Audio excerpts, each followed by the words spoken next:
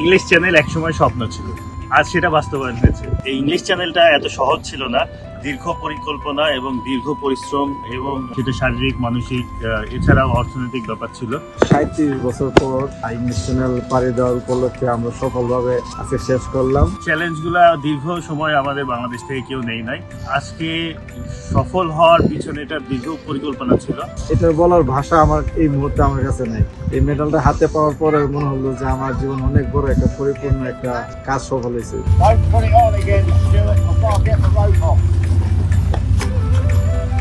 আমরা দীর্ঘদিন অপেক্ষা করেছিলাম যে আবহাওয়া অনুকূলে পেলে আমরা সুইমিং করতে পারবো। প্রথমেই সুইমিং শুরু করার আগে বমি হয়েছে।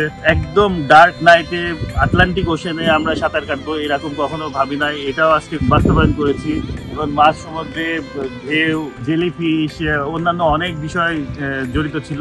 আমার কাছে এখনো এটা একটা স্বপ্নের মতো মনে হচ্ছে। এই ইংলিশ চ্যানেলটা সফল হতে পেরে বাংলাদেশের জন্য গর্বের, যেরকম নিজের জন্য, নিজের পরিবারের এবং নিজের আত্মীয় পরিজন সবার জন্য একটা ইতিবাচক বা গর্বের দিক হতে পারে। দেশ সবার কাছে আমি দোয়া চাই যেন ভবিষ্যতে সুস্থভাবে আরো বড় বড় কোনো চ্যালেঞ্জের জন্য আমরা নিজের দেশকে। এখানে মাত্র শুরু হলো, ভবিষ্যতে পরবর্তী প্রজন্ম এখান থেকে অনুপ্রাণিত হয়ে ইংলিশ চ্যানেল সহ পৃথিবীর অন্যান্য অনেক দুঃসাহসিক অভিযাত্রা আছে সমুদ্রে, সেগুলোর জন্য অনুপ্রাণিত হতে পারে। ভবিষ্যতে অবশ্যই আমাদের জন্য দোয়া করবেন, আমরা যেন এই ধারাবাহিকতার অব্যাহত রাখতে পারি।